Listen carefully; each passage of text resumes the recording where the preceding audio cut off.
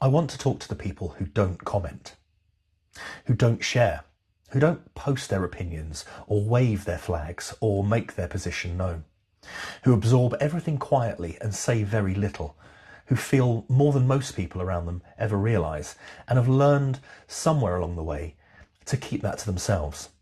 I see you, and I want to ask you something.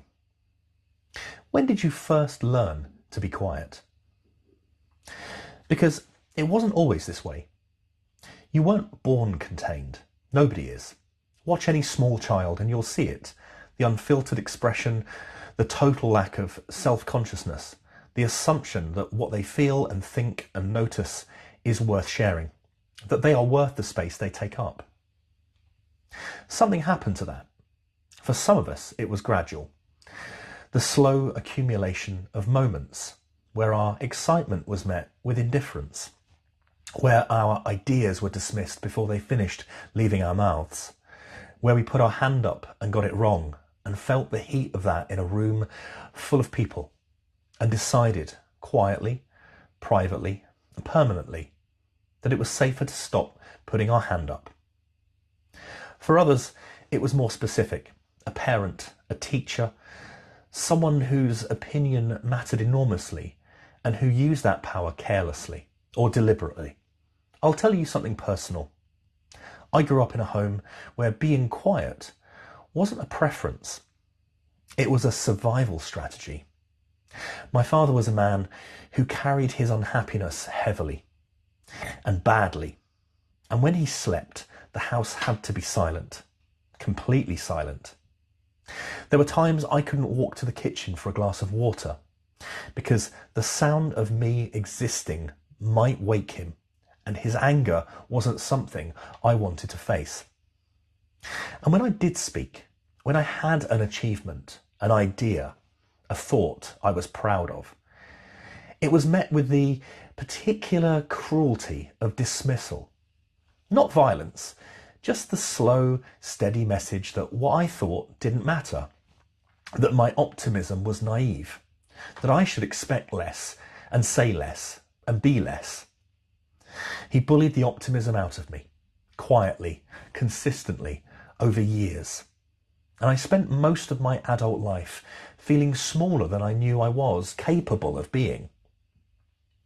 Carrying imposter syndrome like a second skin, wanting at my lowest points to disappear altogether.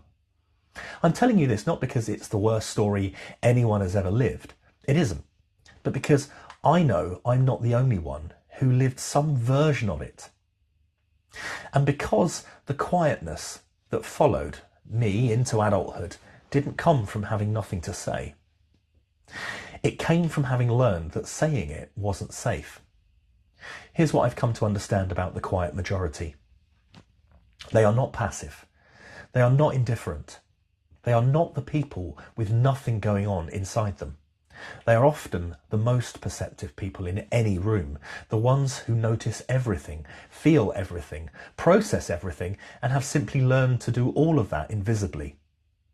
The noise in the world, the shouting, the certainty, the constant performance of opinion, that's not strength. That's often fear dressed as confidence.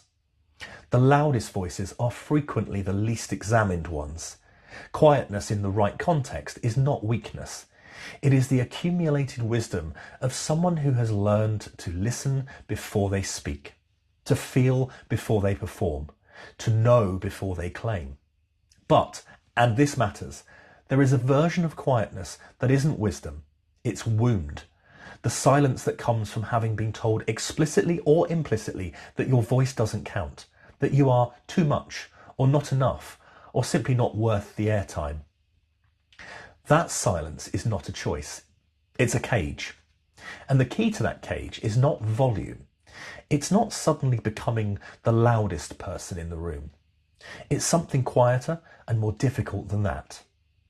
It's the gradual, tender, sometimes terrifying discovery that what you think and feel and notice is worth something, that the way you see the world is not wrong, that the thoughts you've been having privately for years, the observations you've kept to yourself, the connections you've made that nobody else seems to be making, Those things deserve to exist in the world.